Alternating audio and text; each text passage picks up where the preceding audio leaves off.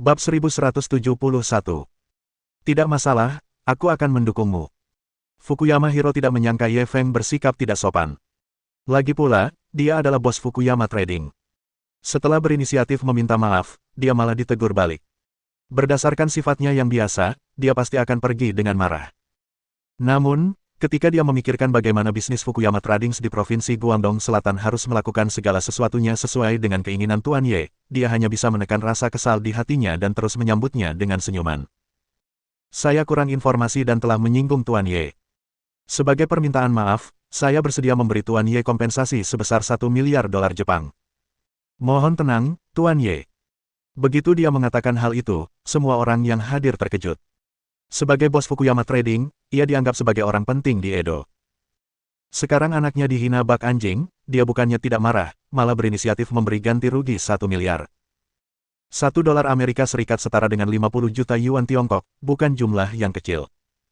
Semua orang mulai bingung. Sukiyun juga terkejut, meskipun dia telah mendengar Cheng Feier memperkenalkan kekuatan dan latar belakang Ye Feng, dia tidak menyangka dia akan begitu populer di Jepang. Bagaimanapun, mustahil bagi Fortune Dragon Society untuk memeras uang sebanyak itu dari Fukuyama Hiro. Lagi pula, Ye Feng tidak mengeksploitasinya. Dialah yang menawarkan kompensasi. Tampaknya dia telah meremehkan Tuan Ye. Ye Feng puas dengan ketulusan Fukuyama Hiro. Ia mengangguk. Karena Tuan Fukuyama begitu sopan, maka tidak sopan jika saya menolaknya. Ketika Fukuyama Hiro mendengar bahwa ia telah menerima kompensasi, ia menghela napas lega. Asalkan Tuan Ye merasa tenang. Kalau begitu, mari kita lanjutkan pembicaraan tentang kerja sama sekarang. Kita tinggal memperbarui kontrak sesuai kontrak kita sebelumnya. Ia merasa bahwa tanggung jawab utama kasus korupsi ini ada di pihak Feng Sheng Trading. Ia sudah sangat tulus dengan tidak mengambil kesempatan untuk meminta terlalu banyak. Pihak lain kemungkinan besar akan langsung setuju. Namun tanpa diduga, Ye Feng menggelengkan kepalanya. Maaf, saya tidak berencana memperbarui kontrak dengan Fukuyama Trading Anda. Fukuyama Hiro terkejut. Tuan Ye, saya sudah meminta maaf dan memberi kompensasi. Apakah Anda tidak puas? Ye Feng mencibir. Aku menerima permintaan maafmu, itu hanya berarti aku tidak akan melanjutkan masalah ini. Itu tidak berarti aku telah memaafkanmu karena telah mempermalukanku. Setelah melihat tindakan anakmu hari ini, aku rasa kita tidak bisa lagi bekerja sama. Fukuyama Hiro langsung panik. Kalau cuma Feng Sheng Trading, dia nggak akan peduli. Dia tinggal ganti mitra saja. Tetapi sekarang setelah Tuan Ye menjadi bos Feng Sheng Trading, segalanya berbeda. Selama mereka dapat terus bekerja sama, perdagangan Fukuyama mereka pasti tidak akan terhalang di Provinsi Guangdong Selatan, sehingga menghemat banyak masalah. Tuan Ye, jika Anda tidak puas dengan persyaratan yang kami ajukan, kita bisa membicarakannya secara detail. Fukuyama Trading kami dapat memberikan konsesi dan pasti akan memuaskan Anda. Saya sudah memutuskan. Tuan Fukuyama, jangan bicara omong kosong. Apapun yang Anda katakan, saya tidak akan mempertimbangkan Fukuyama Trading Anda lagi. Ye Feng menggelengkan kepalanya lagi. Fukuyama Hiro melihat sikap tegasnya dan tahu bahwa tidak ada ruang untuk negosiasi. Dia akhirnya mengerti apa maksud dari ucapannya, dulu kau mengabaikanku, tapi sekarang aku sudah tidak ada apa-apanya dibandingkan dirimu. Petik 1. Sebelumnya, ketika Feng Sheng Trading datang untuk meminta kerjasama, dia mungkin tidak akan menanggapi. Kalau tidak, dia tidak akan meminta putranya untuk menangani masalah ini. Namun kini, dia sudah menunjukkan kebaikan yang besar, tetapi pihak lain bersikap menghina. Fukuyama Trading kami akan selalu terbuka untuk Anda. Kami menyambut Bapak Ye untuk bekerja sama dengan kami kapan saja. Setelah mengatakan itu, dia berbalik dan berjalan menuju putranya Fukuyama Shigeru. Shigeru Fukuyama tergeletak di tanah lagi, menjilati muntahannya seperti anjing liar yang mencari makanan di tempat pembuangan sampah. Fukuyama Hiro langsung marah dan menendangnya. Anak haram ini tidak hanya mempermalukan dirinya sendiri, tetapi juga mempermalukan keluarga Fukuyama, menyinggung Ye Feng, petinggi Provinsi Guangdong Selatan. Ia ingin mencekik orang ini sampai mati. Fukuyama Shigeru ditendang hingga terjatuh. Ia mengira akan merebut makanannya, jadi ia langsung berdiri dan membentaknya. Fukuyama Hiro sangat marah hingga hampir muntah darah. Ia menggendong Hiro dan berjalan keluar. Sebelum pergi, dia menatap Matsui Souta dengan dingin. Dia tidak berani berbuat apa-apa terhadap Ye Feng, tetapi dia tidak akan membiarkan bajingan yang telah mempermalukan putranya itu lolos. Matsui Souta bergidik, hatinya dipenuhi keputusasaan. Kalau saja dia tahu ini akan terjadi, dia tidak akan terlibat dalam masalah ini bahkan jika dia dipukuli sampai mati. Sekarang, dia mempermalukan dirinya sendiri. Dia tahu bahwa Fukuyama Hiro tidak akan pernah melepaskannya, dan dia sudah memikirkan cara untuk melarikan diri. Ketika Ye Feng dan Cheng Feier kembali ke hotel, kompensasi Fukuyama Hiro sebesar $1 miliar Jepang baru saja tiba. Meskipun Ye Feng menjelaskan bahwa dia tidak akan bekerja sama dengan Fukuyama Trading lagi, dia tidak berani mengingkari kompensasi ini. Lagi pula, Fukuyama Trading masih harus berbisnis di Provinsi Guangdong Selatan. Sekalipun mereka tidak bisa berteman dengan Tuan Ye, mereka tidak akan berani menyinggung perasaannya. Jika tidak, hanya dengan sepatah kata dari Ye Feng, Fukuyama Trading akan diusir dari Provinsi Guangdong Selatan. Berikan rekening bankmu. Aku akan mentransfer kompensasi ini kepadamu. Ye Feng duduk di sofa dan menoleh ke arah Cheng Feier. Cheng Feier telah dipermalukan oleh Fukuyama Shigeru karena ia mengikutinya untuk membicarakan bisnis. Kompensasi ini seharusnya menjadi haknya. Aku tidak mau. Fukuyama Hiro membayar uang sebanyak ini karena identitasmu. Apa hubungannya denganku? Cheng Feier langsung menggelengkan kepala dan menolak. Ye Feng ingin mengatakan lebih banyak, tetapi Cheng Feier memotongnya lagi, jika kamu bersikeras memberiku uang ini, kamu merugikanku. Dengan statusku, jika aku tiba-tiba mendapatkan uang sebanyak itu, atasan pasti akan menyelidikiku. Ye Feng mendengar kata-katanya dan menggelengkan kepalanya sambil tersenyum. Memang, sebagai anggota tim keamanan, identitas Cheng Feier sangat sensitif. Jika sejumlah besar uang tiba-tiba muncul di rekeningnya, kemungkinan besar hal itu akan menimbulkan masalah baginya. Baiklah kalau begitu. Aku anggap kau menyimpan uang ini bersamaku. Kabari saja kalau kau membutuhkannya. Dengan kekayaannya saat ini, ia sama sekali tidak peduli dengan uang Cheng Feier yang sedikit. Kenapa ini terdengar canggung? Seolah-olah aku akan menjadi simpananmu. Cheng Feier melontarkan lelucon yang jarang terdengar. Tidak masalah, aku akan mendukungmu. Ye Feng juga tersenyum dan menjawab. Wajah Cheng Feier langsung memerah dan dia segera menundukkan kepalanya. Dia sebenarnya sangat tersentuh malam ini. Saat itu, ketika Fukuyama Shigeru menghinanya secara verbal, dia bahkan menyalahkan Ye Feng karena mengabaikan martabatnya demi keuntungan. Baru setelah Ye Feng memberi pelajaran pada Fukuyama Shigeru, dia menyadari bahwa dia telah berbuat salah padanya. Dengan bantuan rasa bersalah ini, dia bahkan lebih tersentuh. Tujuan utama Ye Feng datang ke Jepang kali ini adalah untuk membahas perpanjangan kontrak, tetapi karena dia memutuskan hubungan dengan rekannya. Sejak saat itu, tampaknya dia masih peduli dengan perasaannya. Dia memiliki jiwa kepahlawanan sejak awal, dan kini setelah dia bertindak begitu malu, hati Ye Feng terbakar oleh gairah. Ia menunduk sedikit. Kakinya yang jenjang dan indah terekspos dari ujung gaunnya, membuatnya semakin sulit mengendalikan diri. Tiba-tiba, dia meraih tangan halusnya. Cheng Feier memiliki kapalan di tangannya karena dia telah berlatih menembak dan bertarung sepanjang tahun. Namun sejak ia mengoleskan salep yang khusus dibuat Ye Feng untuknya, kapalan di tangannya pun berangsur-angsur menghilang, ia kini sehalus bayi. Saat Ye Feng memegang tangannya, tubuhnya bergetar hebat, hasrat primitif mulai muncul dari hatinya. Bab 1172. Sepertinya aku masih punya urusan yang belum selesai. Mau lanjut? Ketika seorang gadis sangat tersentuh, sebenarnya sangat mudah untuk menjatuhkannya. Jangan tanya bagaimana Ye Feng tahu. Ia memperhatikan bahwa Cheng Feier tidak terlalu melawan, yang sama saja dengan persetujuan diam-diam. Ia tiba-tiba menjadi lebih berani dan perlahan meletakkan tangannya yang lain di paha Cheng Feier. Cheng Feier akhirnya mulai menolak, tetapi suaranya menunjukkan sedikit keengganan.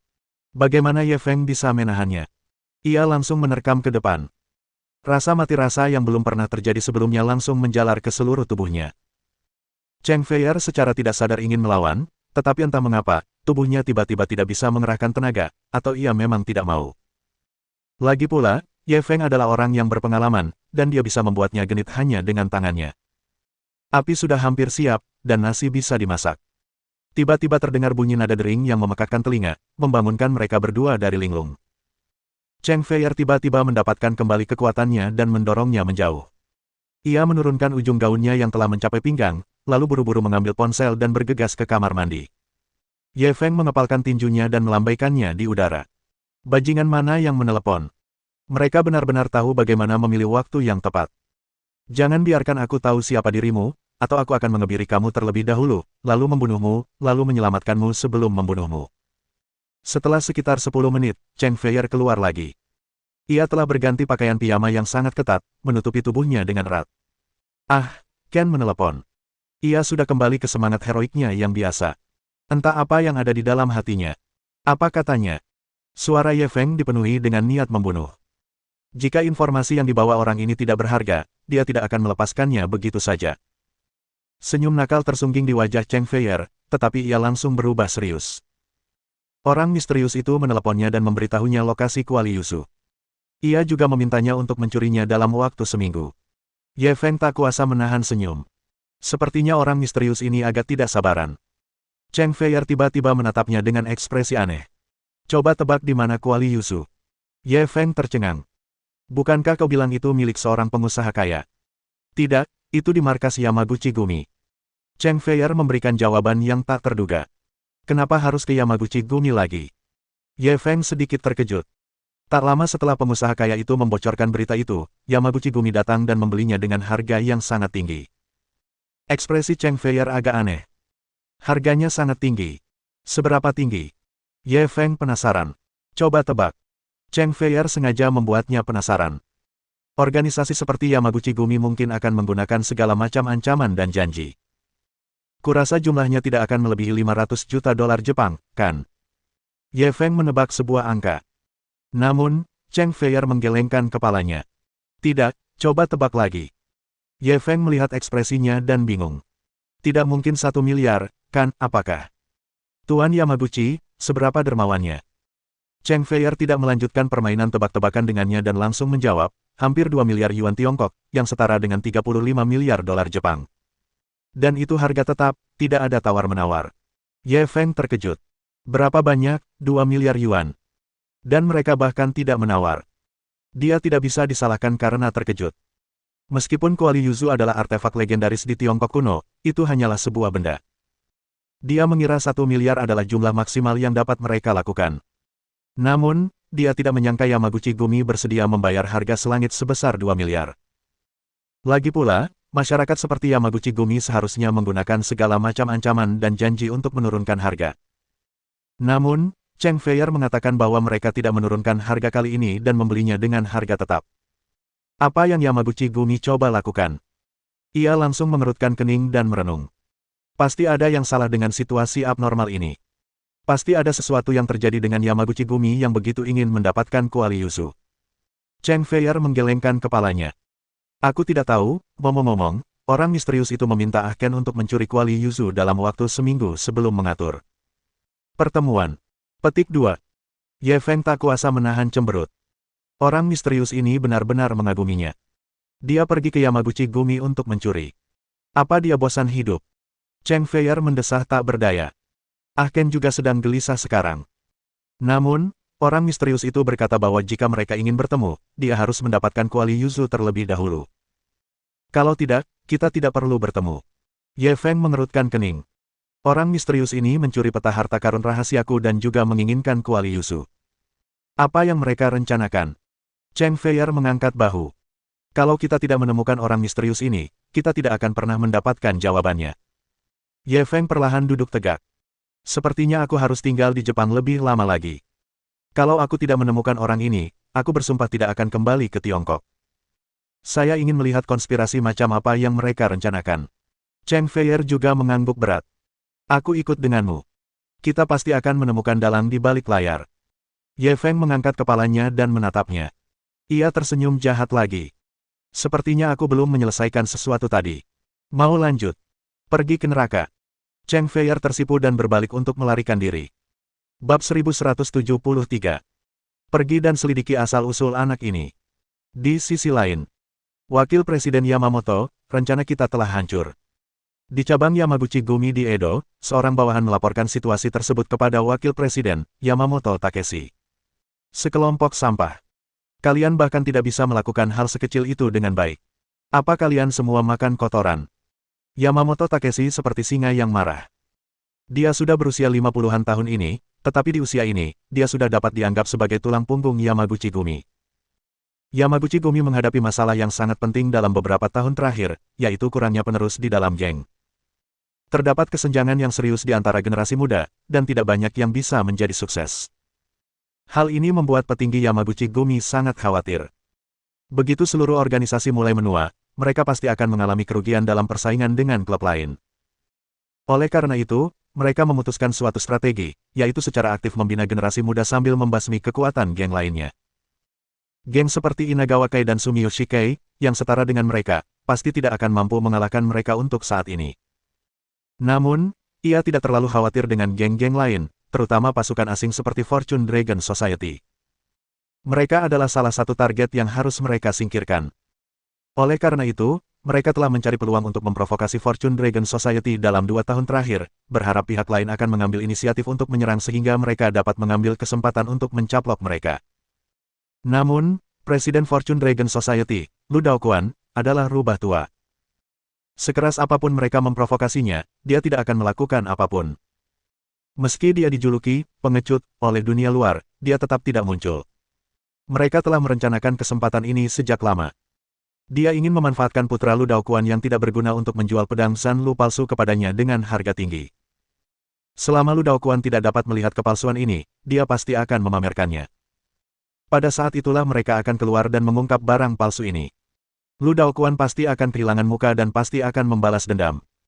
Inilah yang diinginkan Yamaguchi Gumi, dan mereka dapat memanfaatkan kesempatan untuk mencaplok kekuatan Fortune Dragon Society. Akan tetapi, rencana yang tampaknya sempurna ini ternyata mengalami kecelakaan. Lu Daoquan sebenarnya telah melihat kepalsuan itu sejak awal dan memahami rencana Yamaguchi Gumi. Sejak saat itu, ia semakin mengendalikan bawahannya dan tidak pernah memulai perang dengan mudah. Setelah memasang jebakan sekian lama, mudah dibayangkan kemarahan Yamamoto Takeshi saat ini. Bawahan itu buru-buru menyeka keringatnya. Presiden Yamamoto, bukan berarti kita tidak berguna, tapi musuh terlalu licik. Pedang palsu kita sangat realistis. Lagi pula, belum banyak orang yang pernah melihat pedang Shan Lu yang asli. Wajar saja, mereka pasti akan tertipu. Yamamoto Takeshi memelototinya dengan marah. Apa maksudmu dengan wajar? Sebenarnya, mereka langsung tahu rencanamu. Bagaimana kamu menjelaskannya? Bawahan itu menggertakkan giginya. Kudengar Lu Daoquan dan putranya telah ditipu, tetapi seorang pemuda melihat bahwa pedang itu palsu, sehingga mereka bisa melarikan diri. Yamamoto Takeshi sedikit tenang. Anak muda yang mana? Apa mereka dari Fortune Dragon Society? Bawahan itu menggelengkan kepalanya. Bukan, dia dari Tiongkok. Kurasa namanya Ye Feng. Mata Yamamoto Takeshi dipenuhi niat membunuh. Pergi dan selidiki latar belakang anak ini. Aku tidak akan melepaskannya begitu saja karena telah menghancurkan rencana Yamaguchi Gumi kita. Baik, Tuan.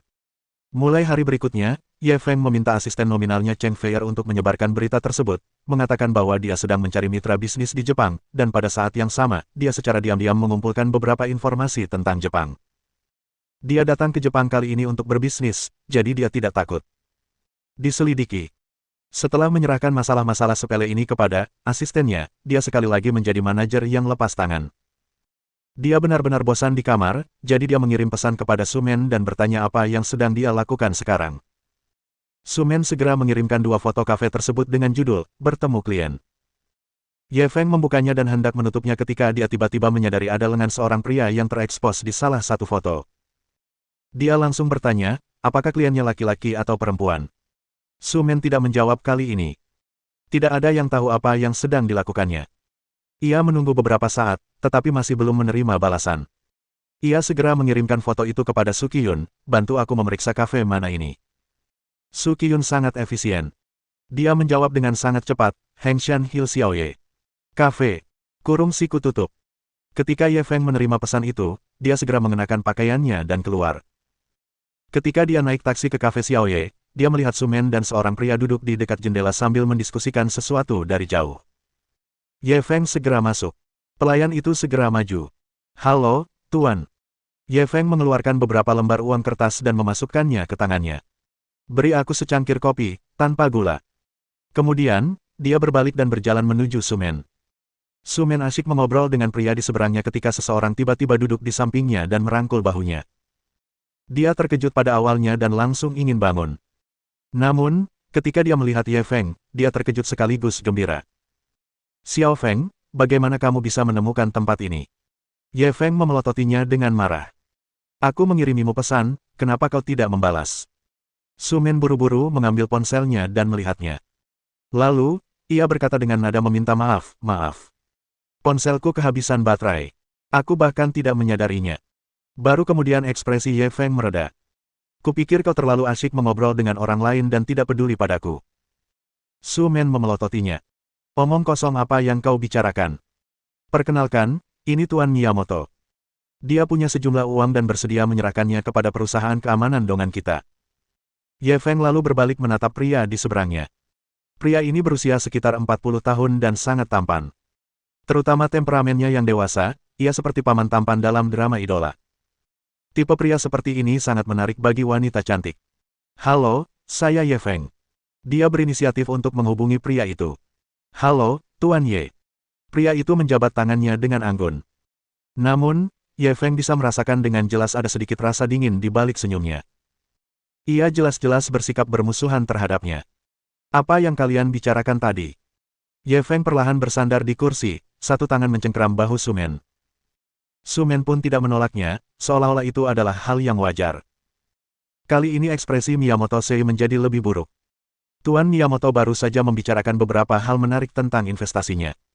Sangat menyenangkan, Su Men buru-buru menjelaskan kepada Ye Feng, takut dia salah paham. Oh, apa urusan Tuan Miyamoto? Ye Feng menyilangkan kaki sambil mengamati Miyamoto Sei.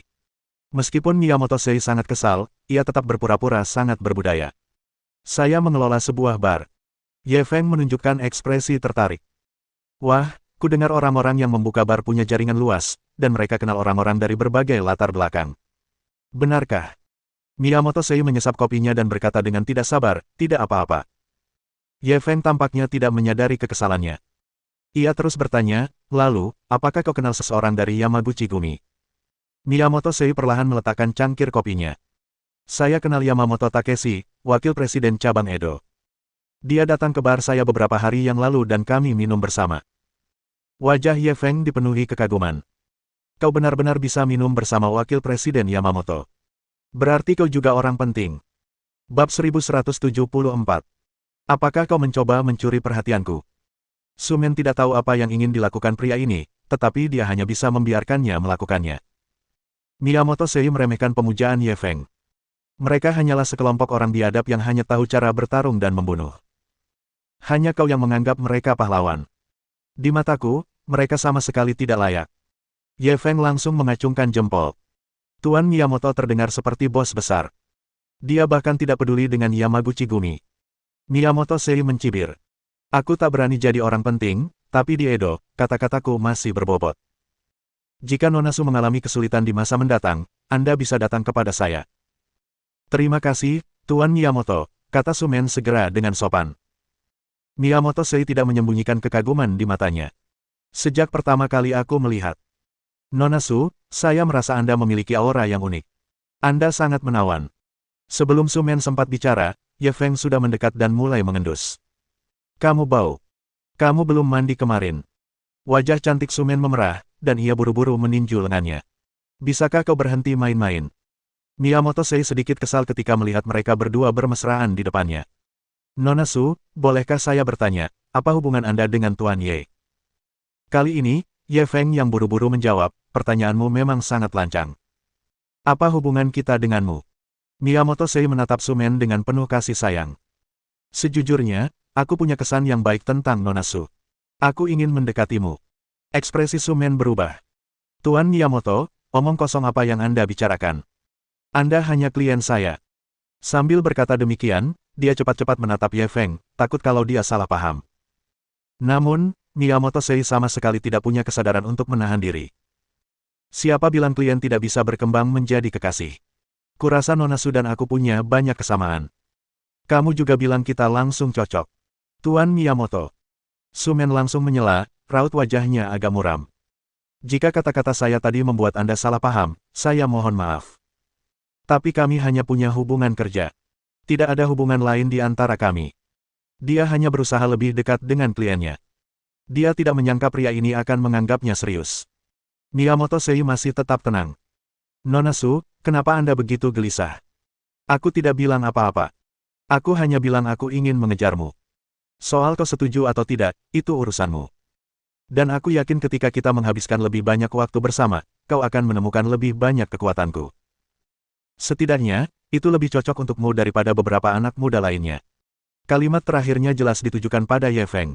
Su-men tak tahan lagi. Ia langsung berdiri dan menatapnya dengan dingin. Tuan Miyamoto, kurasa kita tidak perlu terus berinteraksi. Jika kamu yakin ingin bekerja dengan Dongan, aku akan mengirim orang lain untuk menghubungimu. Setelah mengatakan itu, dia menarik Ye Feng dan pergi. Miyamoto Sei buru-buru melangkah maju untuk menghentikannya. Nona Su, biar saya jelaskan. Saya tidak bermaksud begitu.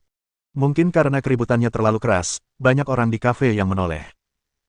Tepat saat mereka berdua berdebat, seseorang tiba-tiba menggebrak meja dengan keras. Apa-apaan ini? Tidak bisakah kau membiarkanku minum kopiku dengan tenang? Semua orang menoleh dan melihat dua orang berandalan membanting meja dan berdiri. Keduanya berpakaian sangat berbeda. Yang satu botak dan yang satunya pirang.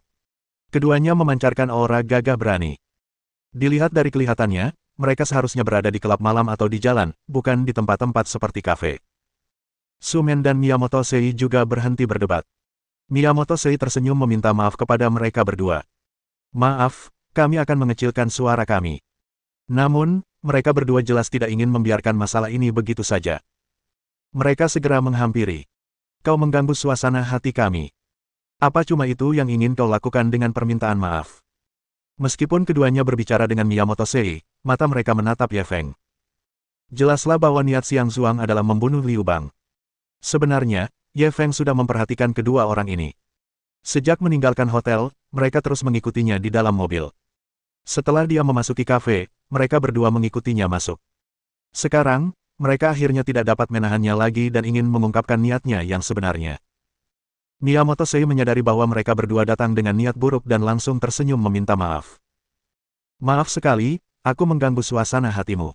Bagaimana kalau begini? Tambahkan kopimu ke tagihanku sebagai permintaan maaf. Pria berambut kuning itu mencibir. Kau benar-benar mengira kami pengemis. Kau ingin mengusir kami dengan secangkir kopi. Miyamoto Sei mengerutkan kening. Apa lagi yang kau inginkan? Si pirang melirik Ye Feng sekilas, lalu menatap Su-men, menampakkan ekspresi mesum. Biarkan si cantik ini mengobrol dengan kita. Kalau kita bahagia, semuanya akan baik-baik saja. Sambil berbicara, dia mengulurkan tangan untuk menyentuh pipi Su-men. Ye Feng tahu mereka sengaja memprovokasinya. Ia mencibir dalam hati. Kalau begitu, selamat atas keberhasilanmu. Tepat saat ia hendak bergerak, seseorang meninju di depannya. Sebuah pukulan mendarat di wajah si pirang. Bab 1175.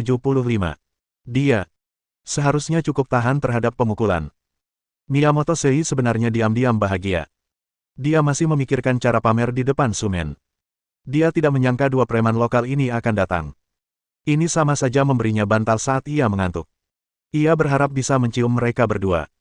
Tentu saja, meskipun dia diam-diam bahagia, dia tetap harus bertindak ketika diperlukan. Dia sering pergi ke pusat kebugaran saat tidak ada kegiatan. Kebugaran fisiknya masih sedikit lebih kuat daripada orang biasa. Salah satu mata pria berambut kuning itu langsung bengkak. Baka, kau sedang mencari kematian, lelaki berambut kuning itu meraung dan meninju. Miyamoto Sei mencengkeram lengannya, dan sebelum dia sempat membalas, pria botak di sampingnya menendang pinggangnya. Ketika para pelanggan di kafe melihat perkelahian itu, mereka langsung lari ketakutan. Meskipun kebugaran fisik Miyamoto Sei baik, itu hanya relatif terhadap orang biasa. Jelaslah bahwa kedua orang ini sering bertengkar dan memiliki lebih banyak pengalaman praktis daripadanya. Setelah beberapa gerakan, wajahnya ditinju dan ditendang beberapa kali. Ia hanya bisa menangkis. Ye Feng melihat mereka bertiga berkelahi dan tertawa terbahak-bahak. Su-men buru-buru menarik bajunya. Masih tertawa. Cepat bantu. Ye Feng berbalik dan meliriknya. Pihak mana yang harus kubantu?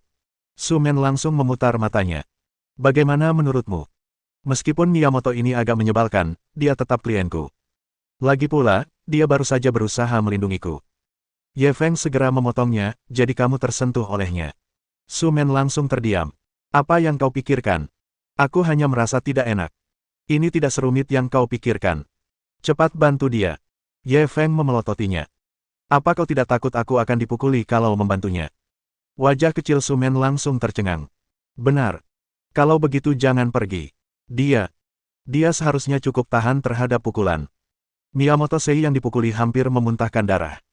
Bukan karena dia dipukuli, tetapi karena dia marah. Dia dipukuli habis-habisan demi dia. Tak apa kalau dia tak menghiburnya, tapi dia benar-benar bisa berkata begitu. Tentu saja, Ye Feng tidak bisa membiarkannya begitu saja. Bagaimanapun, orang ini adalah klien besar Dongan Security. Jika dia melanggarnya, Dongan Security akan kehilangan banyak uang. Dongan Security adalah perusahaannya. Jika perusahaannya menghasilkan lebih sedikit uang, itu sama saja dengan dia yang menghasilkan lebih sedikit. Dia masih jelas tentang skor ini. Lagi pula, kedua orang ini jelas-jelas mengincarnya. Hanya saja Miyamoto Sei sedang terburu-buru untuk melompat keluar dan menerima peluru untuknya. Pada saat ini, kedua pria itu menunggangi Miyamoto Sei dan bergantian menyapanya.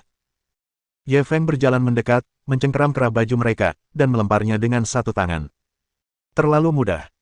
Keduanya jatuh lebih dari 2 meter jauhnya, menghancurkan beberapa meja dan tergeletak di tanah untuk waktu yang lama, tidak bisa bangun. Semua orang di kafe menatap Ye Feng dengan kaget. Kekuatan ini tampaknya sedikit menakutkan. Meskipun kedua orang ini tidak dianggap kuat, berat mereka setidaknya 145 pon. Bagaimana mungkin mereka bisa terlempar lebih dari 2 meter dengan mudah? Su Men juga terkejut. Ye Feng belum pernah menunjukkan kekuatan aslinya di hadapannya, jadi dia sangat terkejut. Kapan kekuatan Xiao Feng menjadi begitu hebat? Miyamoto Sei ditarik dari tanah oleh Ye Feng. Ekspresinya tampak bingung, dan ia tidak tahu harus bersyukur atau marah. Awalnya ia ingin menjadi pahlawan yang menyelamatkan si cantik, tetapi ia gagal. Malah, ia mempermalukan dirinya sendiri. Kini, ia harus bergantung pada orang lain untuk menyelamatkannya. Terima kasih. Meskipun dia tidak mau, dia tetap mengungkapkan rasa terima kasihnya kepada Ye Feng. Keduanya berjuang cukup lama sebelum akhirnya bangkit dari tanah dan menatap Ye Feng dengan marah. Baka, beraninya kau memukul kami. Kau akan mati hari ini. Si pirang melotot marah ke arah Ye Feng. Aku memukulmu karena kau pantas mendapatkannya. Ingat namaku, aku Miyamoto Sei. Kalau kau mau balas dendam, datanglah padaku. Miyamoto Sei merasa kehilangan muka di depan Su Men dan ingin menebusnya. Miyamoto Sei, kan? Baiklah, aku akan mengingatmu. Kau bahkan berani memukul Yamaguchi Gumi kami. Kau akan mati hari ini. Pria berambut kuning itu mencibir dan langsung berjalan ke samping untuk menelepon. Setelah mendengar lawan bicaranya memperkenalkan diri, Miyamoto Sei merasa seperti tersambar petir. Yamaguchi Gumi. Bahkan para pelanggan di kafe itu terkejut dengan nama itu. Kedua orang ini sebenarnya dari Yamaguchi Gumi. Pantas saja mereka berani begitu sombong. Ketiganya sudah tamat. Mereka menyinggung keluarga Yamaguchi. Mereka sudah mati hari ini. Siapapun yang menyinggung Yamaguchi Gumi tidak pernah mendapatkan akhir yang baik.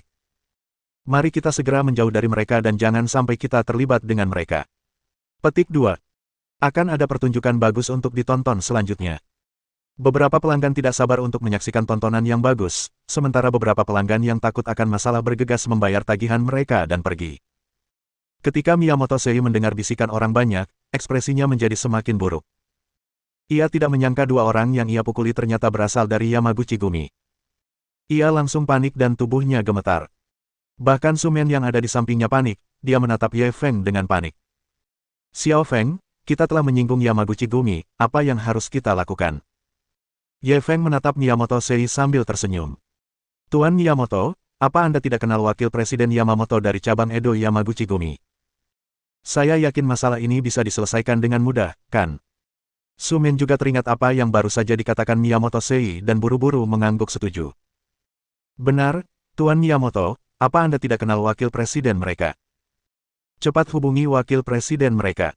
Ekspresi Miyamoto Sei sangat canggung. Sebenarnya, dia tidak kenal wakil presiden Yamaguchi Gumi. Itu hanya bualan. Haha, kurasa. Tidak perlu membuat wakil presiden Yamamoto khawatir untuk masalah sekecil itu, kan? Ye Feng menahan tawanya. Lalu, Tuan Miyamoto, apakah Anda punya ide lain? Miyamoto Sei masih berusaha bertahan. Jangan khawatir, serahkan urusan ini padaku. Aku rasa mereka tidak berani berbuat apa-apa pada kita. Lagi pula, Jepang adalah masyarakat yang diatur oleh hukum. Tak lama setelah ia selesai berbicara, ia melihat sekelompok pria berpakaian hitam datang ke kafe. Jumlah mereka tak kurang dari 20 orang. Masing-masing dari mereka memegang parang dan batang besi di tangan mereka, dan mereka mengamuk di jalan-jalan seolah-olah tidak ada seorang pun di sekitar.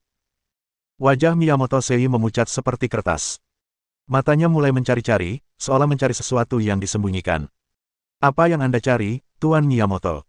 Ye Feng bertanya meskipun tahu jawabannya. Perutku tidak enak badan. Aku akan ke kamar mandi dulu. Setelah Miyamoto Sei mengatakan itu, dia langsung melarikan diri.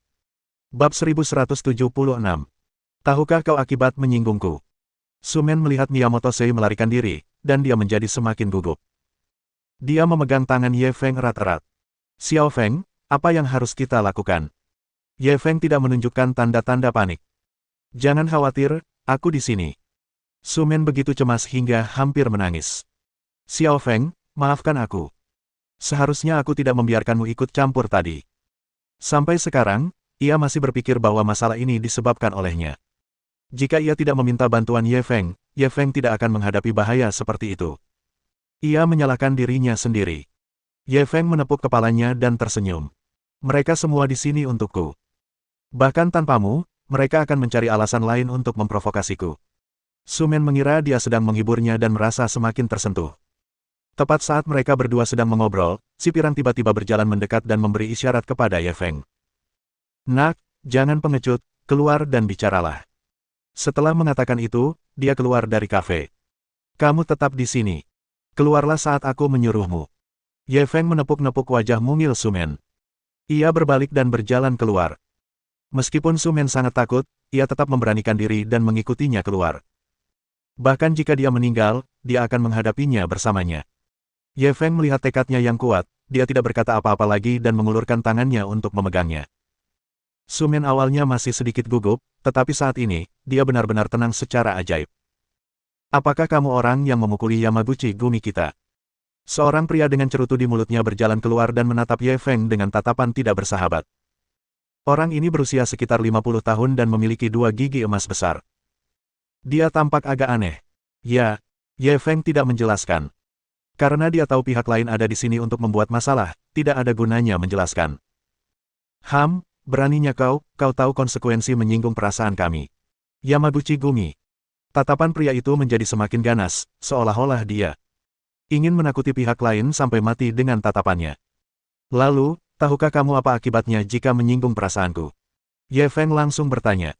Sekelompok orang di seberang tercengang pada saat yang sama, lalu mereka tertawa terbahak-bahak. Haha, anak ini sombong banget. Masih berani pamer di depan kita, apa semua orang Tionghoa sombong? Kalau begitu aku jadi ingin melihatnya. Kurasa anak ini masih belum tahu seberapa hebat Yamaguchi Gumi kita, kan? Kata-katamu sungguh hebat. Ini pertama kalinya aku bertemu seseorang yang berani mengancam kita. Yamaguchi Gumi. Nanti aku beritahu dia seberapa kuatnya aku. Perkataan Ye Feng jelas membuat semua orang marah, mereka mulai berteriak. Pria bergigi emas itu mencibir.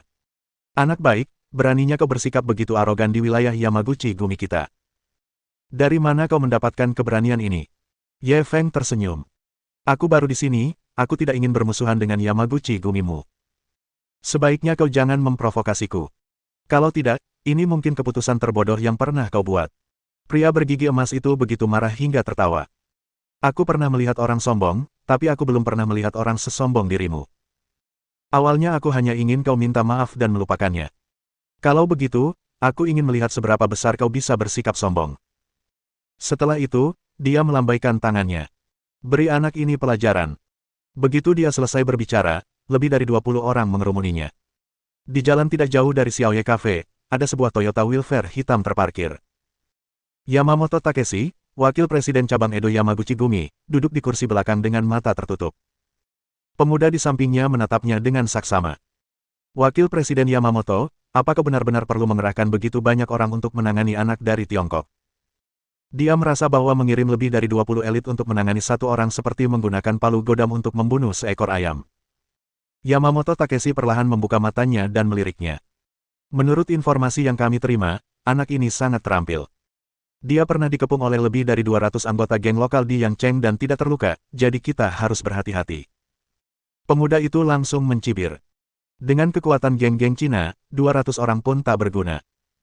Rekor seperti ini tak layak disebut. Yamamoto Takeshi menatapnya. Dia pernah mengalahkan ahli Jepang Duan Jiangliu. Pemuda itu akhirnya serius. Aku pernah dengar tentang Duan Jiangliu itu. Meskipun dia bukan ahli tingkat tinggi, kekuatannya masih lumayan. Anak ini benar-benar bisa mengalahkan Duan Jiangliu. Itu memang sangat berbahaya. Yamamoto Takeshi menyipitkan matanya sedikit. Bukan hanya itu, anak ini sangat berkuasa di provinsi Guangdong Selatan. Di usia muda, dia sudah membangun kerajaan bisnis senilai puluhan miliar dolar dari nol. Pemuda itu membelalakkan matanya karena terkejut. Karena orang ini begitu kuat, mengapa kita masih ingin bermusuhan dengannya? Yamamoto Takeshi mendengus dingin. Bukan kita yang mau bermusuhan dengannya. Anak itu yang berinisiatif bermusuhan dengan kita. Karena dia memilih untuk membantu Fortune Dragon Society, kita harus menyingkirkannya sesegera mungkin. Pemuda itu merasa tidak pantas melakukannya. Mungkin kita harus memancingnya dulu. Kalau kita tidak bisa memancingnya, belum terlambat untuk bertindak. Sekarang setelah kita berselisih satu sama lain, tidak ada ruang untuk negosiasi. Yamamoto Takeshi tertawa dingin. Anak ini orang Cina. Apa menurutmu dia mau bergabung dengan kita untuk menghadapi geng Cina? Pemuda itu terdiam. Meski begitu, tak perlu terlalu menyinggung perasaannya, kan? Orang ini mampu membangun kerajaan bisnis di usia semuda itu. Jelas dia tidak bisa dianggap remeh. Kita tidak perlu membangun musuh sekuat itu untuk diri kita sendiri. Yamamoto Xiong tertawa meremehkan. Ada pepatah lama di Tiongkok, naga yang kuat takkan mampu menjinakkan ular lokal. Meskipun anak ini kuat, kekuatannya sebagian besar terpusat di Provinsi Guangdong Selatan. Ketika dia datang ke Jepang, dia seperti harimau yang taringnya dicabut. Dia hanya bisa pasrah pada belas kasihan kita. Pemuda itu ingin mengatakan sesuatu yang lain. Yamamoto Xiong sudah mengangkat tangan untuk menghentikannya. Kawasaki, kau pemuda yang sangat kuhormati. Kau harus mengambil alih posisiku di masa depan. Tapi aku harap kau punya sedikit keberanian. Jangan gentar saat menghadapi sesuatu, mengerti? Pemuda bernama Kawasaki itu tak punya pilihan selain menelan mentah-mentah nasihatnya. Baik, Wakil Presiden. Yamamoto Takeshi menepuk bahunya dengan puas. Jangan khawatir, ini hanya babi Cina. Sekalipun sayapnya tumbuh, dia tetaplah babi. Kita tunggu di sini. Aku yakin akan segera ada kabar baik. Kawasaki langsung terhibur dengan metaforanya yang indah. Tepat saat mereka berdua tengah merayakan kemenangan, mereka tiba-tiba melihat seorang bawahan berlari terburu-buru. Wakil Presiden Yamamoto, ada kabar buruk, rakyat kita telah musnah. Bab 1177. Kekuatan jauh melebihi imajinasi kita. Ketika sekelompok anggota Yamaguchi Gumi dengan senjata bergegas, meskipun Su Men sangat takut, dia masih menghalangi di depan Ye Feng, Xiao Feng, lari. Tindakannya membuat Ye Feng tertawa. Wanita bodoh ini, apa dia pikir dengan tubuhnya yang lemah, dia bisa memberi Ye Feng ruang untuk kabur. Namun, dia masih sangat tersentuh karena dia bisa melakukan ini. Anggota Yamaguchi Gumi yang menyerbu di depan sudah mengayunkan parangnya dan menebas mereka. Tiba-tiba ia menarik Su Men ke belakangnya dan dengan cepat mengulurkan tangan kanannya, meraih pergelangan tangan pria yang memegang pisau itu, lalu memutarnya. Kaca. Pergelangan tangan lelaki itu mengeluarkan suara retakan tulang, disertai dengan tangisan memilukan. Parang di tangannya telah direbut oleh Ye Feng, lalu dia ditendang di perutnya dan menghantam kerumunan di belakangnya. Ye Feng memegang parang di tangannya, dia memiliki aura yang mengesankan. Ia menarik Su Men dengan satu tangan dan menyerang anggota Yamaguchi Gumi dengan parang di tangan lainnya. Bisa dibilang ia membunuh satu orang dengan setiap langkahnya. Tidak ada yang estetis tentang teknik pedangnya, tetapi sudut setiap tebasan sangat rumit, dan setiap tebasan mematikan. Para anggota Yamaguchi Gumi semuanya adalah petarung berpengalaman, tetapi di hadapannya, mereka semua adalah orang-orang lemah yang tidak mampu melawan sama sekali. Dalam sekejap, mereka terbunuh. Awalnya, Su Men begitu takut hingga wajahnya memucat, tetapi saat dia merasakan kehangatan tangan Ye Feng, hatinya menjadi tenang. Dari sudut pandangnya, dia dapat melihat profil sampingnya yang penuh tekad. Harus kuakui dia benar-benar tampan saat ini. Pada saat ini, Miyamoto Sei dengan hati-hati menjulurkan kepalanya keluar dari kamar mandi, tetapi dia menyadari bahwa Ye Feng dan Su Men tidak ada lagi di kafe. Pada saat ini, semua staf dan pelanggan di kafe sedang bersandar di jendela, melihat sesuatu. Ketika dia berjalan mendekat dengan rasa ingin tahu, dia langsung terkejut dengan pemandangan di luar jendela. Seorang pria dengan pisau di satu tangan dan seorang wanita di tangan lainnya menyerbu ke kiri dan kanan dalam pengepungan lebih dari 20 orang. Adegan ini akan terlihat indah bahkan dalam sebuah film. Beberapa pelanggan wanita memandang keluar dengan penuh kegilaan. Wah, pria itu benar-benar tampan. Ya, dia tidak hanya tampan, tapi juga jago bertarung. Orang-orang Yamaguchi Gumi itu tidak bisa menghentikannya. Gadis itu sungguh beruntung. Aku sungguh berharap orang yang dipeluknya itu aku. Aku juga. Kalau orang itu aku, mungkin aku akan mati karena bahagia, kan? Ini sungguh manis. Tidak seperti wanita-wanita ini, para pria sedang mendiskusikan kekuatan Ye Feng. Bukankah pemuda ini terlalu kuat? Di hadapannya, orang-orang Yamaguchi Gumi itu seperti babi dan domba. Jangan bilang begitu. Kalaupun ada 20 babi, mustahil membunuh mereka semudah itu. Aku merasakan aliran darah panas di tubuhku. Aku benar-benar ingin bertarung dengannya. Sepertinya aku melihat Sasuke Uchiha. Aku merasa cakra di tubuhku hampir tak mampu lagi menahannya. Ya, baiklah, penyakit Chunipyo orang Jepang sudah mendarah daging di tulang mereka. Meskipun Miyamoto Sei tidak berteriak seperti mereka, dia tidak kalah terkejutnya dibandingkan mereka. Begitu saja, dalam waktu kurang dari 3 menit, lebih dari 20 anggota Yamaguchi Gumi yang menyerang Ye Feng tergeletak di tanah dan meratap. Seluruh jalan berlumuran darah. Tentu saja, Ye Feng sudah bersikap lunak pada mereka. Dia tidak benar-benar membunuh mereka, dia hanya memotong urat di tangan dan kaki mereka. Seluruh jalan berubah menjadi sunyi senyap. Ye Feng dan Su Men berdiri di tengah tangisan pilu. Mereka bagaikan lukisan cat minyak yang indah namun berdarah. Yamamoto Takeshi mendengar laporan bawahannya dan tidak berbicara untuk waktu yang lama. Kawasaki buru-buru menarik pria itu kembali. Kau baru saja bilang dia membunuh lebih dari 20 orang sendirian. Dan dia sama sekali tidak terluka. Bawahan itu buru-buru mengangguk. Saya melihatnya dengan sangat jelas dari jauh. Ada lebih dari 20 orang, dan tak satu pun dari mereka yang selamat. Kawasaki menatap Yamamoto Takeshi dengan kaget. Wakil Presiden Yamamoto, kekuatan orang ini jauh di luar imajinasi kita. Yamamoto Takeshi mengepalkan tinjunya. Memang, kupikir 20 orang sudah cukup untuk membunuhnya. Aku tidak menyangka dia begitu mengerikan. Aku terlalu ceroboh. Kawasaki agak tak berdaya. Sebenarnya, kita harus bicara dengannya dulu. Sekarang setelah semuanya begini, sepertinya tidak mudah untuk membereskannya. Yamamoto Takeshi meliriknya dengan sedih. Kau menyalahkanku. Kawasaki terkejut dan buru-buru melambaikan tangannya. Aku tidak bermaksud begitu. Aku hanya ingin bilang. Yamamoto Takeshi mengangkat tangan untuk menyela. Kau tak perlu menjelaskan. Aku tidak melakukannya dengan benar. Seandainya aku tahu dia begitu berkuasa, aku tak akan pernah bertindak gegabah seperti itu. Aku terima kritikmu. Kawasaki tak tahu harus berkata apa ketika melihatnya mengakui kesalahannya.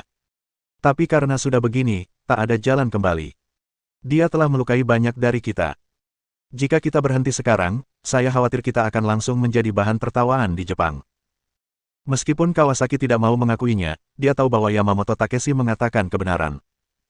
Mereka sudah menyadari bahwa mereka telah memprovokasi musuh yang sangat merepotkan. Mereka hanya bisa pasrah. Ye Feng telah melukai begitu banyak dari mereka. Jika Yamaguchi Gumi tidak melakukan apa-apa, geng lain akan memandang rendah mereka.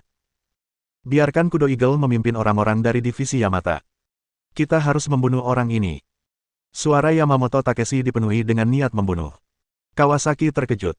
Apa kita benar-benar akan melepaskan divisi Yamata? Apa kau tidak terlalu mengagumi anak ini? Divisi Yamata adalah departemen paling elit di Edo Yamaguchi Gumi. Hanya mereka yang telah menunjukkan keberanian luar biasa di departemen lain yang bisa masuk. Meskipun jumlah orangnya kurang dari 100, masing-masing dari mereka mampu melawan 100 orang. Bisa dikatakan bahwa divisi Yamata adalah divisi terhebat dari Edo Yamaguchi Gumi. Senjata pembunuh, dan itu tidak cukup untuk digunakan dalam perselisihan kecil biasa. Sekarang, Yamamoto Takeshi benar-benar ingin menggunakan divisi Yamata, itu menunjukkan betapa ia menghargai Ye Feng. Pertarungan ini bukan hanya untuk membunuh babi Cina itu, tapi juga untuk pamer ke geng lain. Biar mereka tahu, meskipun kita, Yamaguchi Gumi, sudah tua, aku bukan orang yang bisa mereka idamkan. Mata Yamamoto Takeshi dipenuhi keganasan.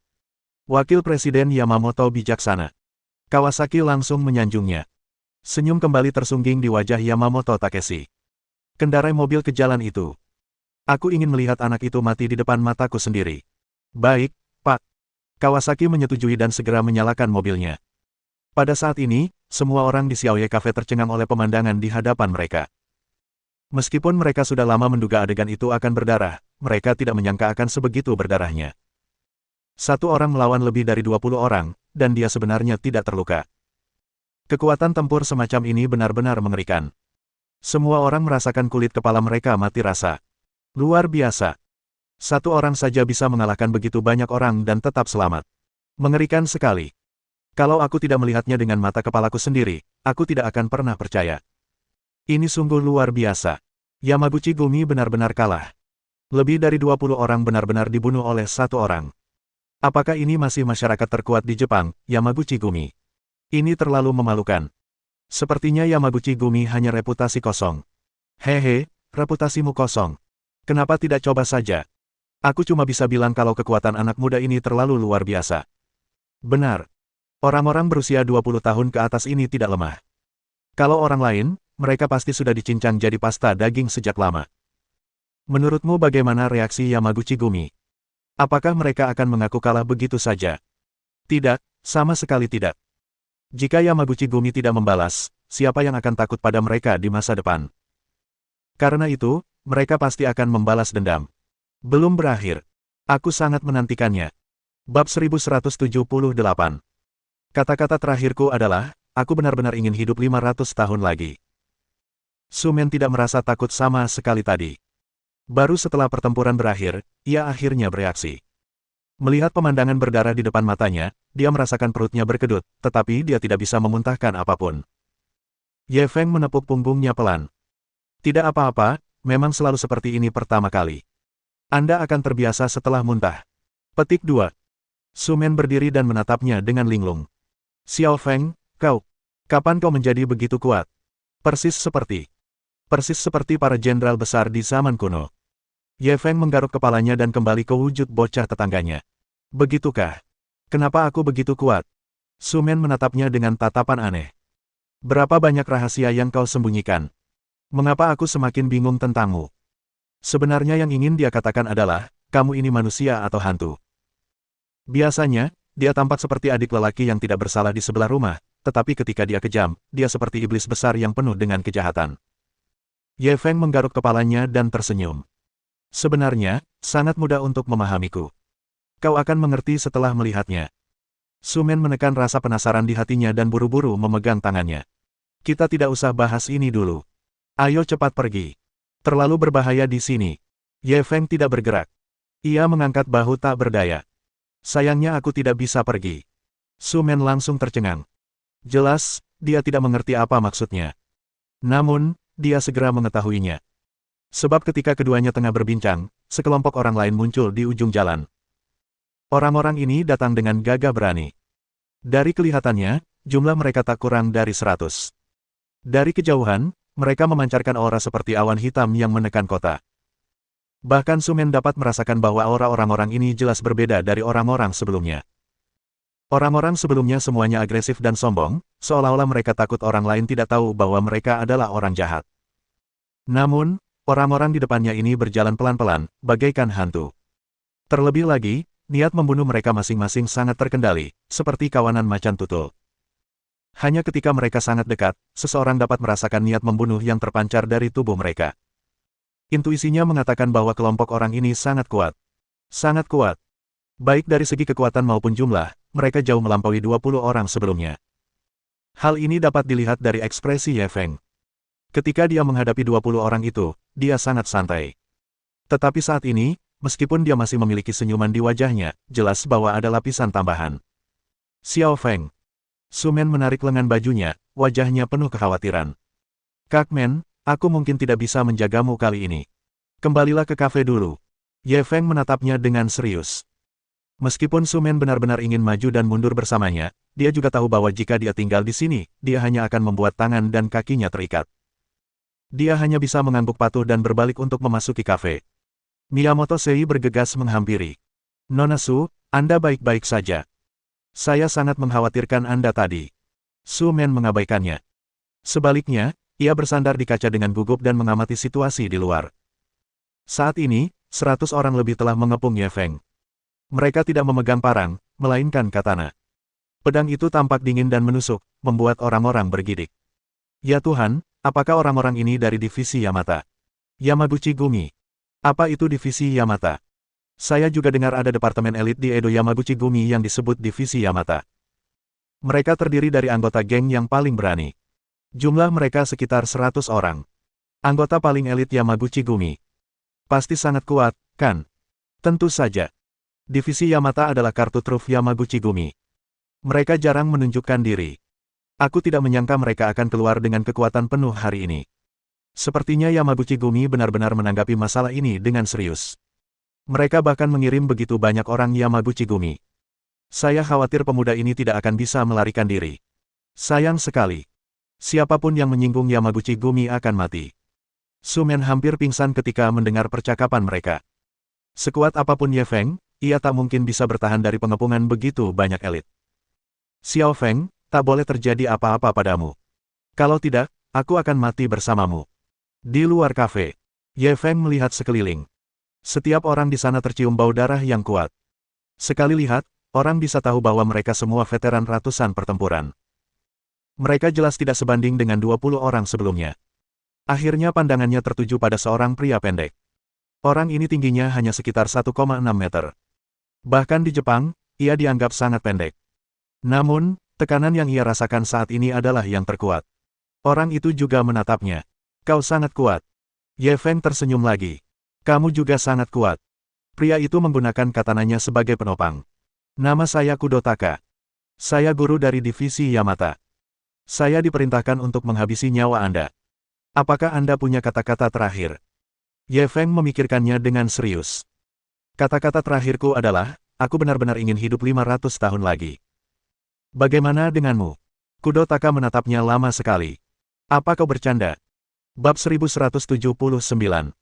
Sehelai daun cukup untuk membunuhmu. Aku cuma main-main sama perempuan. Aku nggak tertarik sama laki-laki, apalagi laki-laki jelek kayak kamu. Ye Feng memandang Kudotaka dengan mengejek. Baka, orang Cina, kamu terlalu sombong. Mata Kudotaka seperti elang.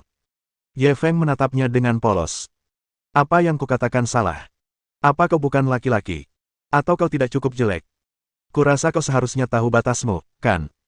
Kudotaka tak tahan lagi. Ia lahir dari keluarga miskin dan tinggal di daerah kumuh. Karena tubuhnya pendek dan jelek, ia sering diganggu oleh anak-anak di lingkungannya. Suatu kali, ia bertengkar dengan anak laki-laki tetangga. Anak laki-laki itu malah membiarkan anjingnya menggigitnya, dan anjing itu langsung menggigit bagian bawah tubuhnya. Dia tidak akan pernah melupakan rasa sakit dan ejekan anak laki-laki itu. Kemudian, ia secara tidak sengaja belajar seni bela diri dari seorang ahli.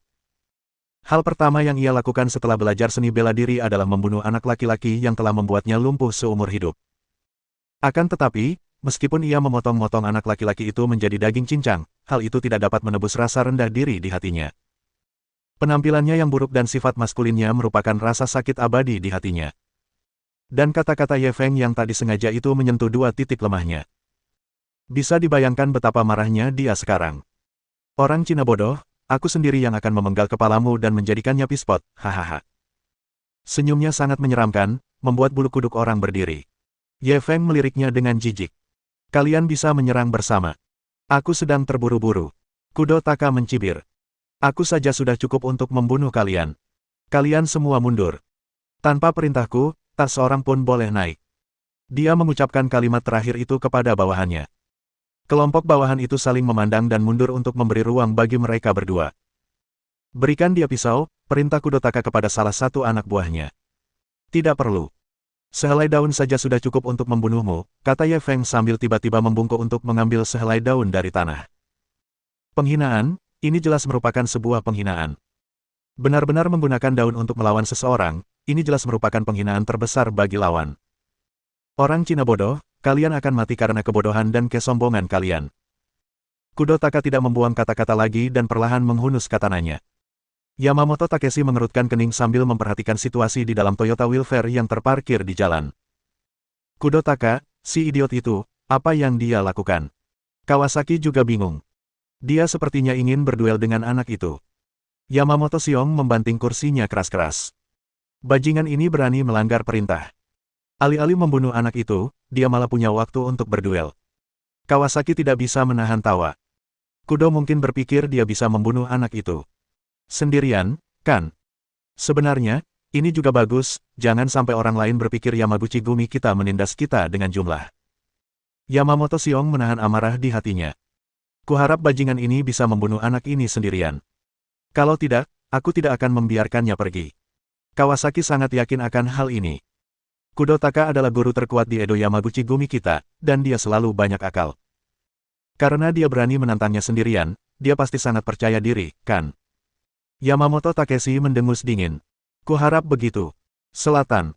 Kudotaka pendek, yang merupakan kekurangan dalam hal estetika, tetapi merupakan keuntungan dalam pertarungan. Tubuhnya sangat lincah dan kecepatannya sangat cepat. Kalau dia diam, berarti tidak ada apa-apa. Kalau dia bergerak, berarti dia lari seperti kelinci. Hampir dalam sekejap mata, katananya sudah menebas. Sebelum katana itu mencapainya, aura pembunuh yang dingin telah menyerang wajahnya. Langkah kaki Ye Feng seperti hantu, dan ia hanya menoleh ke samping. Katana itu mengenai wajahnya. Kudotaka sangat berpengalaman dalam pertempuran, dan penguasaannya terhadap pedang telah mencapai puncak kesempurnaan. Di tengah-tengah tebasan, katana tiba-tiba mengubah jalurnya dan menebas ke arah pinggang Ye Feng. Begitu dia terkena, dia akan terpotong menjadi dua. Dan yang lebih fatal lagi, Ye Feng sudah sangat dekat dengan katana itu, dan sudah terlambat baginya untuk mundur atau menghindar. Tepat saat katana hendak mengenainya. Namun, ia hanya tersenyum dan menempelkan tangan kanannya tepat di kepala Kudotaka. Tubuhnya langsung terangkat. Katana hampir menggores telapak kakinya. Ah, hampir saja. Hampir saja.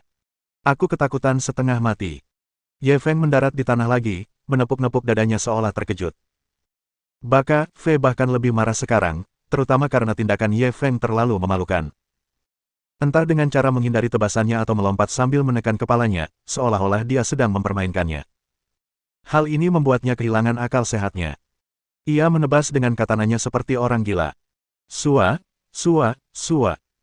Harus dikatakan bahwa keterampilan pisaunya sangat tajam, dia menggunakan katananya dengan erat saat dia mendekati Ye Feng. Menghadapi gaya bertarungnya yang tak masuk akal, Ye Feng hanya bisa mundur. Ia tak berani melawannya secara langsung. Dalam sekejap, dia mundur 7 atau 8 langkah, tampak sangat menyesal. Di dalam kafe, jantung Su Men sudah berdebar kencang, dan tangannya dipenuhi keringat.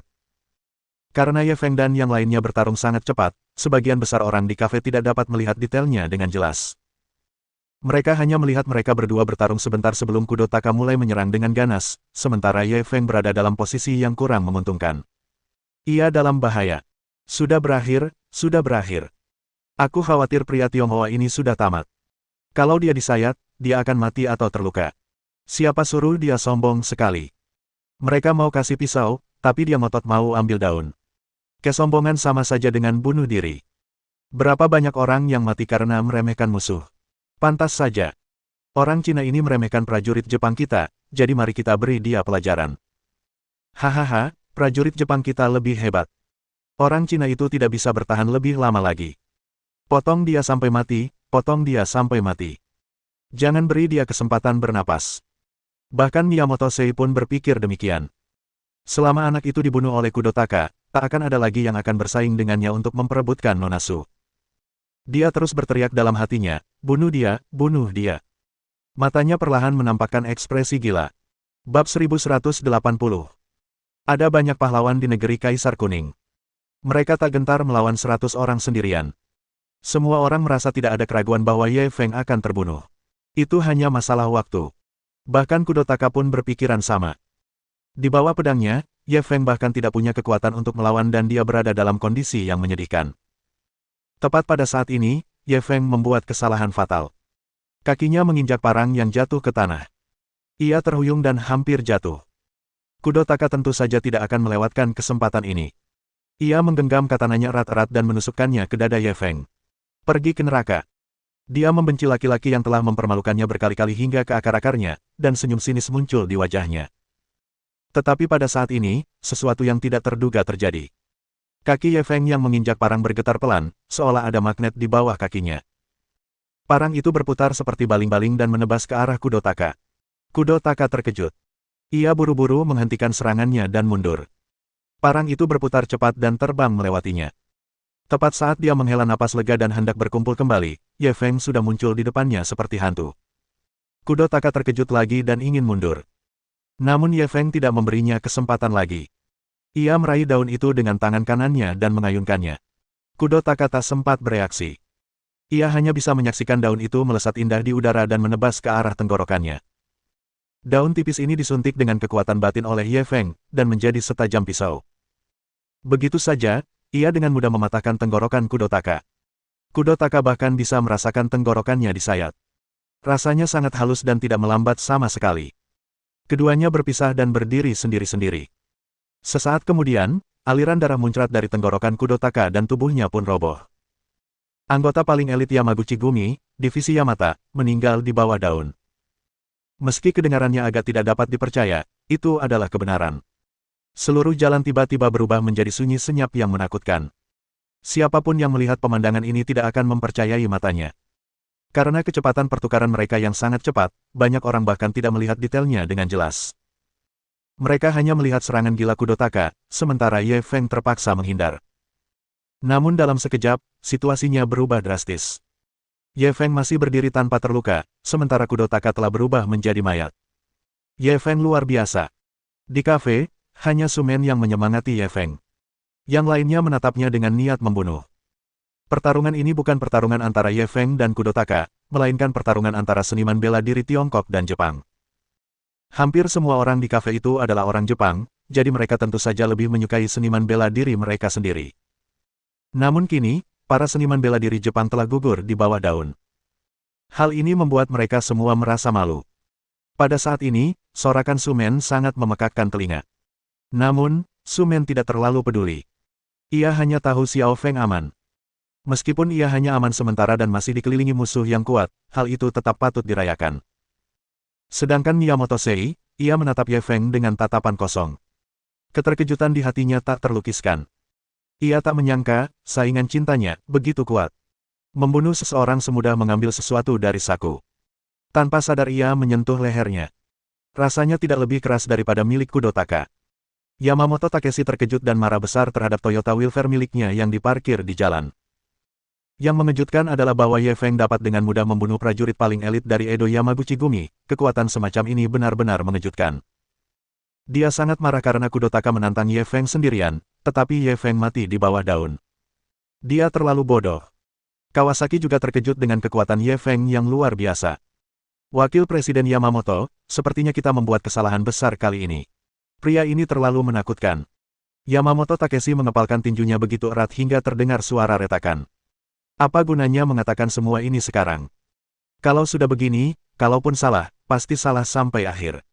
Kawasaki mendesah tak berdaya. Kalau begitu, kita hanya bisa membiarkan divisi Yamata membunuhnya dengan sekuat tenaga.